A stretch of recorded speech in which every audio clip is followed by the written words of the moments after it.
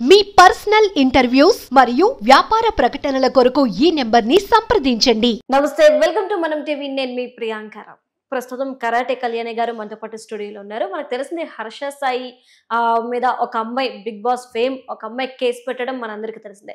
అయితే వీళ్ళిద్దరి ఇష్యూలో కొన్ని ఆడియోస్ అనేవి రోజు లీక్ అవుతున్నాయి. ఈ రోజు కొన్ని ఆడియోస్ లీక్ అయ్యాయి. వాటిని ఈరోజు మన ముందుకు తీసుకొచ్చారు కళ్యాణి గారు. వారితో మాట్లాడి అసలు ఏముంది ఆడియోస్ లో, ఏం చెప్తుంది అనేది విందాం. నమస్తే మ్యామ్. నమస్తే అమ్మా. మ్యామ్, ఏంటి మీ దగ్గర ఒక 2 ఆడియోలు ఉన్నాయని చెప్పారు, ఏంటి ఆడియోలు? అంటే రోజు అన్ని ఎవరైతే ఫైట్ చేస్తారో వాళ్ళ దగ్గరికి సాక్ష్యాధారాలు వస్తాయని, అలాగే హర్షసాయి టీం మేమందరం ఇన్వెస్టిగేషన్ టీము ఎవరైతే బాధితులు ఉంటారో వాళ్ళకి మేము హెల్ప్ చేయడానికి మేమందరం ఎవరు కరెక్టా కాదా, వాళ్ళు నిజంగా పూరా కాదని ఇన్వెస్టిగేట్ చేస్తాం. మేము చేసి ఆయనకి చెప్తాము రిపోర్టు. ఆయన రిపోర్ట్ ఇస్తే ఆయన వాళ్ళకి సహాయం చేస్తూ ఉంటాడు హర్షసాయి అని. అబ్బాయిలు కూడా కొంతమంది ఎక్కడెక్కడి నుంచో వైజాగ్ వేరే ప్లేసుల నుంచి నాకు కాల్స్ చేస్తున్నారు. ఇదే మనం స్టూడియోకి కాల్ చేస్తున్నారు. కాల్ చేసి నాతో మాట్లాడారు ఇంతకుముందు 2-3. అతను అలా కాదండి, చాలా చాలా క్లియర్గా అబ్బాయి వేరు, మీరు అతని గురించి ఎలిగేషన్స్ మేము ఒప్పుకోమని, అది కూడా వినిపిస్తాం ఈ కాల్ రికార్డింగ్. సో అంటే చెప్తున్నా ఎలా ఉందంటే పరిస్థితి, అబ్బాయి మంచి చేశాడు కాబట్టి ఈ ఇష్యూ అంతగా పెద్దగా రాజుకోలేదు.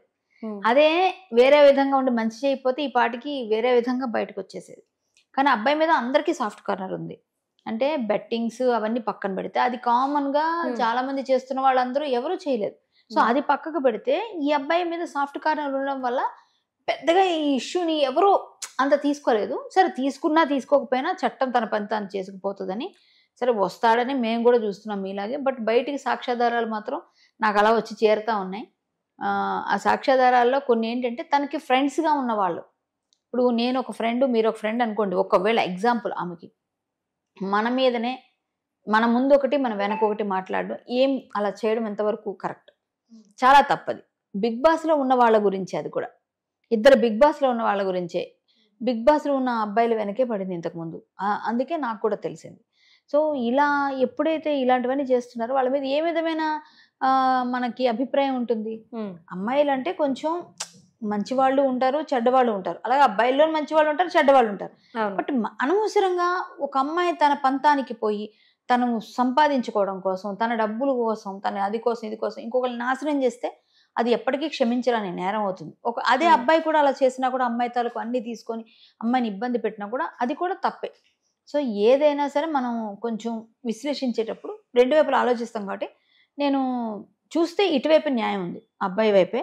కాబట్టి మీకు ఆడియో వినిపిస్తాను, చూడండి అమ్మాయి ఎవరిని ఎలా అంటుందో. మీకు అశు రెడ్డి తెలుసు కదా మీకు, బిగ్ బాస్ లో. ఆ అమ్మాయి గురించి ఈ అమ్మాయి అభిప్రాయం చూడండి.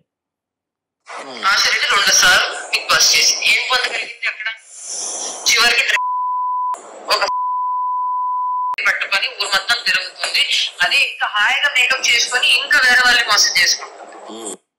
అశు రెడ్డి 2 సార్లు బిగ్ బాస్ కి వెళ్ళి ఏం సంపాదించుకుంది, ఏం పేరు తెచ్చుకుంది, ఇంకా మరి నువ్వేం చేస్తున్నావు? సో ఆ అమ్మాయిని అనే బదులు ఆ అమ్మాయిని అంటున్నావు ఒక అమ్మాయిగా, మరి నువ్వేం చేస్తున్నావు? నువ్వు చేసిన దానికన్నా అమ్మాయి చేసింది ఏ విధంగా అంటే, నువ్వు అదే చేస్తే అవతల వాళ్ళ గురించి మాత్రం నువ్వు మాట్లాడతావు, నీ గురించి ఎవరు మాట్లాడకూడదు. ఇదేం న్యాయం? తప్పు కదా అది. ఇప్పుడు ఈ అమ్మాయి గురించి నువ్వు మాట్లాడచ్చు, ఆ అమ్మాయి గురించి నువ్వు ఎట్లా మాట్లాడతావు? మరి అంత ఇదిగా ఫ్రెండ్ కదా, తెలుసు కదా. మరి నీతో పాటు నీ ముందు సీనియరో, లేకపోతే నీ ముందు సీజనో, ఈ సీజనో, లేకపోతే నీకన్నా నీ ఫ్రెండో కలిసి ఏదైనా మాట్లాడుంటారు ఎక్కడో. మరి అమ్మాయి గురించి నువ్వు ఎట్లా మాట్లాడతావు? ఒక అమ్మాయి అయి ఉండి ఒక అమ్మాయి గురించి. ఇప్పుడు నీ గురించి నేను మాట్లాడితే మాత్రం తప్పు అంటారు ఎవరైనా అనుకుందాం. జస్ట్ నేను నిజాలు బయట తీసుకొచ్చి పెట్టడం మాత్రమే చేస్తున్నాను. అమ్మాయిని బ్లేమ్ చేయాల్సిన అవసరం కోసం నేను చేయట్లే. నేను కూడా పెట్టకపోతే ఎలా తెలుస్తుంది, ఎలా వస్తాయి నిజాలు? కాబట్టి నేను పెడుతున్నా. సో అశు రెడ్డిని అట్లా అన్నప్పుడు నీ గురించి నేను పెట్టడం తప్పలేదు, ఎందుకంటే నువ్వేం మాట్లాడావో చెప్పడం కోసం. ఇంకొకటి, ఈ అమ్మాయి ఒక ఆడపిల్ల అయి ఉండి ఇలా మాట్లాడడం అయితే నాకు నచ్చలేదు ఫస్ట్. ఇంకొకటి సోహెల్, తను బిగ్ బాస్ ఫేమ్. సో తనతో కూడా తిని ఇలాగ మిస్బిహేవ్ చేసింది. సో సోహెల్ గురించి ఆడియో ఈరోజు నేను విడిచిపెడతాను. ఆ తమ్ముడు నేను అడిగాను, నాకు తను చెప్పాడు. ప్లస్ ఇంకోటి ఏంటంటే తను గురించి తన ఉద్దేశం చూడండి. తను కష్టపడి సినిమా చేశాడు. ఒకసారి ఇది వినండి. ఏ మనిషి సోహెల్ వచ్చేసి నాకు చేయాల్సి మొహం చూపించాడా?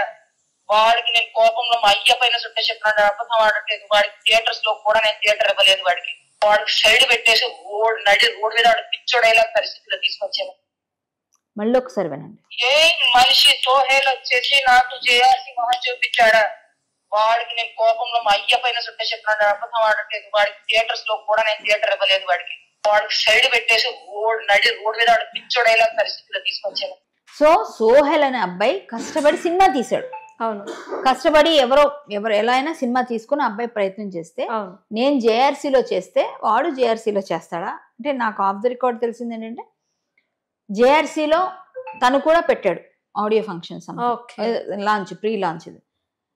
అది ఆడియో అక్కడ చేస్తాడా? మా నాన్న మీద ఒట్టేసి చెప్తున్నా, నేను థియేటర్స్ కూడా దొరకనివ్వలేదు, తొక్కి పెట్టేశాం మేము ఇతన్ని. అంటే దాని ఆంతర్యం చెప్తున్నా, సేమ్ యాజ్ ఇట్ ఈజ్. నేను అంటే ట్రాన్స్లేట్ చేయట్లేదు. దాని ఆంతర్యం ఏంటంటే, నేను తొక్కి పెట్టేశాను ఆ పిల్లోడిని, థియేటర్స్ దొరకకుండా బయట పిచ్చోడి తిరిగేటట్టు చేసి రోడ్డు మీద నిలబెట్టామంటే నీ ఉద్దేశం ఏంటి? నీకెవరైతే కాదంటే వాళ్ళ మీద నువ్వు కక్ష సాధిస్తావు. అమ్మాయిలైతే ఇలా ప్రచారం చేస్తావు, అబ్బాయిలైతే ఆ అబ్బాయి నేను వద్దన్నాడు, నేను దగ్గరికి రానివ్వలేదు కాబట్టి ఆ అబ్బాయిని తొక్కి పెట్టాను. అబ్బాయిని జేఆర్సీ కన్వెన్షన్ సెంటర్ ఎలా నన్ను లోపలికి కూడా రానియలేవాడు అంటే, నిన్ను రానియకపోయినా నీకు ఆ అబ్బాయిని ప్రపోజ్ చేసింది ఆమె ఓపెన్ గా, మరి అబ్బాయి యాక్సెప్ట్ చేయకపోయి ఉంటాడు. సో ఆ అబ్బాయి మీద ఉన్న గ్రడ్జు ఈ జేఆర్సీలో నేను చేస్తే నువ్వు కూడా జేఆర్సీలో చేస్తావా అంటే ఏంటది? అంటే అమ్మాయి కక్ష సాధింపు అనుకోవాలా, ఏమనుకోవాలి? ఈ అమ్మాయి ఏ విధంగా తీసుకుంటుంది ఈ విషయాల్ని అంటే, సోహెల్ అనే బిగ్ బాస్ లో ఉన్న వాళ్ళందరికీ చాలా మందికి అనుభవాలు ఉన్నాయి, అబ్బాయిలకు కూడా. ఇంకా పేర్లు వస్తే బయటికి చెప్తున్నా. అంటే ఆ అబ్బాయిని తొక్కిపెట్టి జేఆర్సీ అడుగు కూడా పెట్టనీయకుండా చేసేస్తా, ఇక ముందు థియేటర్స్ దొరకనివ్వలేదు, నేను రోడ్డు మీద తిరుగుతున్నట్టు చేస్తా అంటే, నీ ఉద్దేశం నువ్వు చేసేస్తా అయిపోతాయి అంటే నీకేంటి? ఎక్కడుంది నీకు నెట్వర్క్? ఎక్కడుంది? సో నేను మళ్ళీ అక్కడికి వస్తాను. నీ బిగ్ బాస్ ఎవరు? నీ బాస్ ఎవరు? ఎక్కడున్నాడు? నీ నెట్వర్క్ ఎక్కడుంది? ఆ నెట్వర్క్ మూలం ఎక్కడ? ఇంతమందిని తొక్కేస్తానంటున్నావు కదా, మరి అబ్బాయిని తొక్కేస్తావు కదా, సోహెల్ని తొక్కేద్దామంటే మరి నువ్వు తొక్కేస్తానంటే అంత గట్టిగా చెప్తున్నావు అంటే చిటికలు వేసి చెప్తుంది ఆమె, చిటికలు వేసి చెప్తుంది అంటే ఆ సోహెల్ కి థియేటర్స్ దొరకకుండా చేయగలిగే అంత బాస్ ఎవరో ఒకరు ఉండాలిగా. నీకు ఎవరు? మొన్న కూడా మా పెద్ద బాసు మా బాసు అన్నావు, ఎవరా బాసు అసలు? అంటే ఒక మూవీకి థియేటర్స్ దొరకకుండా చెయ్యాలి అంటే ఇది సాధ్యమయ్యే పనేనా? అంటే ఒకవేళ ఇది ఎవరికి సాధ్యం అవుతుంది, ఎవరిని అప్రోచ్ అవ్వాలి? కష్టం అమ్మా. ఈ అమ్మాయికి ఉన్న నెట్వర్క్ ఏంటో తెలీదు. ఆమె బెదిరిస్తుందా, నిజంగా ఈమెకి ఎవరైనా బ్యాక్ బోన్ ఎవరైనా సపోర్ట్ చేస్తున్నారా, లేకపోతే ఈమె పనే చెప్పింది కదా మొన్న దానిలో చూసాం కదా, దందా గురించి, అమ్మాయిల దందా ఒకటి ఏదో ఉంది కదా, ఏదో ఉంది ఆమెకి సంథింగ్, అదేదో ఉందని చెప్పింది ఆ ఆడియో చూసినప్పుడు. ఆడియోలో విన్నప్పుడే తెలిసింది అమ్మాయిల దందా ఏదో ఉందేమో వాళ్ళకి అని అన్నట్టుగా అమ్మాయిది ఉంది. సో అలా అప్పుడు ఎవరైనా లబ్ధి పొందిన వాళ్ళు, ఎవరైనా పెద్దవాళ్ళు ఏమి సపోర్ట్ చేస్తున్నారా, లేకపోతే ఎవరైనా ఉన్నారా వెనక బ్యాక్ బోన్ గా ఉండి ముందుకు నడిపిస్తున్నారా, ఎవరైనా కలిపి చేస్తున్నారా? ఒక కష్టపడి సినిమా తీస్తే ఒకవేళ ఆ సినిమాని నువ్వు ప్రమోట్ చేయకపోతే మానేయి, కానీ వాళ్ళని తొక్కబెడతా, థియేటర్స్ ఇవ్వనివ్వను, ఇలాంటోడు అలాంటి అట్లా అనకూడదు కదా. ఎవరికైనా హెల్ప్ చేయలేదు మానేయి, కానీ నువ్వేంటి అసలు అంటే ఇప్పుడు ఈ అబ్బాయి మీద ఎలిగేషన్ చేసేటప్పుడు నీ మీద ఉన్నవి నువ్వేం మాట్లాడావు, నువ్వేం చేస్తున్నావు అన్నది జనాలకి తెలియకపోతే నువ్వు మంచిదనం అని అనుకొని అందరూ చెడ్డోళ్ళు అనుకుంటే, ఇలాంటి అమ్మాయిల వల్ల ప్రపంచం నాశనం అయిపోతుంటే అబ్బాయిలందరూ ఇబ్బందులు పడితే ఏంటి పరిస్థితి? సో నాకు దగ్గరకు వచ్చిన ఏదైనా నేను క్లియర్ గా నన్ను తిట్టుకున్నా పర్లేదు, నా గురించి మాట్లాడుకునే వాళ్ళు మాట్లాడుకుంటారు, నాకు సంబంధం లేదు. ఎందుకంటే నేను నిజం వైపు ఉన్నాను, నేను నిజాయితీగా మాట్లాడుతున్నా. కొంతమంది తిడుతూ కామెంట్స్ పెడతారు, వాడేవాడో తిడితే నేను పట్టించుకునేదేంటి, వాడేవాడో కామెంట్ పెడితే నేను పట్టించుకునేదేంటి, నేను మంచి పెడితే మంచి మాత్రం తీసుకుంటా, చెడు ఎవడేమనుకున్నా వాడికే వదిలేస్తా అనుకుని నేను ముందుకు వస్తా. ఎవరికైనా ఇటువైపు మాట్లాడేటప్పుడు నిజం ఎంత నిజంగా ఉన్నా, మనం నిజాయితీగా ఉన్నా చాలా చాలా మాట్లాడతారు. హర్ష సాయి ఇవిడికి డబ్బులు ఇచ్చాడు అని ఎవడో కామెంట్ పెడతాడు. ఎందుకు? నాకు అబ్బాయి ఏమైనా తెలుసా, అబ్బాయి నెట్వర్క్ నాకేమైనా తెలుసా, పోనీ అబ్బాయి నాకు అయినా నేను డబ్బులు కమ్ముడు పెట్టేట్టు కనిపించానా నీకు? నేను నిజంగా నిరూపిస్తే ఎవరైనా వచ్చి అలా పెట్టేవాళ్ళు నేను మాట్లాడతా. ఇలా మాట్లాడామనుకో వాళ్ళకి సపోర్ట్ చేస్తే ఎవరి వైపైనా ఒక మనిషి ఏదైనా ఒక స్టాండ్ తీసుకున్నప్పుడు బురదలు వేయడానికి చాలా మంది ముందుకు వస్తారు. బురద వేసినంత మాత్రాన అవన్నీ వాళ్ళు నిరూపించేది ఉండదు, కానీ ఒక మాట లేకపోతే వీళ్ళే కొంచెం ఫేక్ అకౌంట్స్ తో కూడా పెట్టిస్తారు. చాలా ఉంటాయి నాకు తెలుసు. సో పెడితే మీరు పెట్టుకోండి, ఏమైనా అనుకోండి. నాకు హర్ష సాయి నేను కలవలేదు, ఏమో ముందు కలుస్తాను లేదో నాకు తెలియదు. కలిస్తే కూడా అబ్బాయికి సపోర్ట్ చేశాను కాబట్టి అబ్బాయి ఏమైనా మాట్లాడితే కలుస్తానేమో, నేను సపోర్ట్ చేశాను కాబట్టి ఆవిడ మంచిగా నాకు సపోర్ట్ చేశాను అబ్బాయి ఫీల్ అయితే. సో నాకు అబ్బాయి ఎవరో తెలియనప్పుడు, నేను ఎలా ఉన్నానో అబ్బాయి ఎక్కడున్నాడో కూడా నాకు తెలియనప్పుడు మీరు ఎలా నా మీద నిందలేస్తారు? నేను వేస్తే ఎందుకు పడాలి? నేను నిజాయితీగా తీసుకొచ్చి నాకు వస్తున్న ఇన్ఫర్మేషన్, నేను బిగ్ బాస్ లో నేను కూడా ఉన్నాను, నాకు బిగ్ బాస్ వాళ్ళ ద్వారా నాకు కొంత ఇన్ఫర్మేషన్ ఎవరైతే వెళ్ళి వచ్చారో, ఈమె బాధ్యతలు ఎవరు ఉన్నారో వాళ్ళ ద్వారా నాకు వస్తుంది. నేను చెప్పడంలో తప్పేంటి? నా వాయిస్ బయటకు వస్తుంది కాబట్టి నాకు ఇస్తున్నారు. మీరు మాట్లాడితే కరెక్ట్ గా బయటికి జనాలకు వెళ్తుంది, రీచ్ అవుతుంది అని. సో నేను అది మాట్లాడుతున్నా. దానికి కింద ఎవడెవడో కామెంట్లు పెడతాడు, పెట్టుకొని నేను పట్టించుకోను అవన్నీ. అవసరమైతే అనుకుంటారు, అనవసరం నాకు. నేను ఏనుగు వెళ్తుంటే కుక్కలు మరుగుతున్నాయి అనుకుంటా సింపుల్ గా.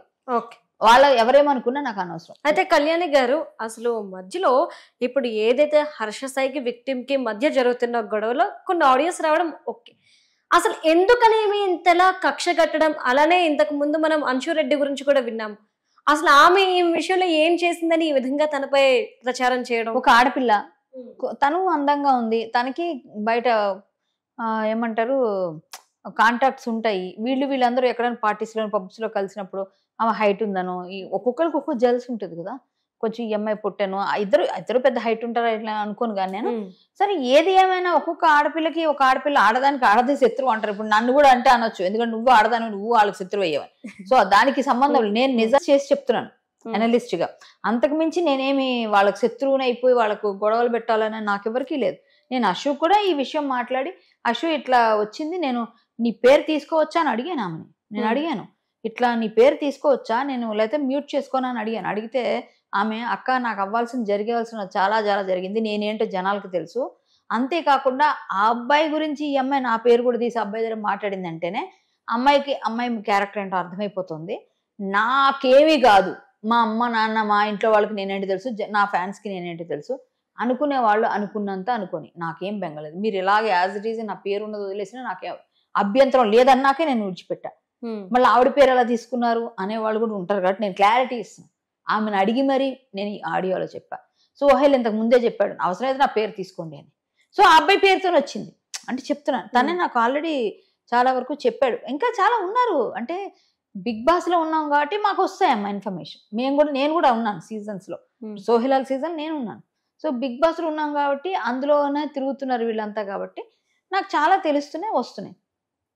సో జనాలకి ఇప్పుడు క్లారిటీ వస్తుంది అనుకున్నాను నాకు ఎలా వస్తున్నాయి ఇవన్నీ అని. అంటే వాళ్ళు ఎవరైతే బాధితులు, సోహెల్ కూడా ఒక బాధితులు ఆమెకి. డైరెక్ట్ వాళ్ళు చెప్పా, పేరు రివీల్ చేశా.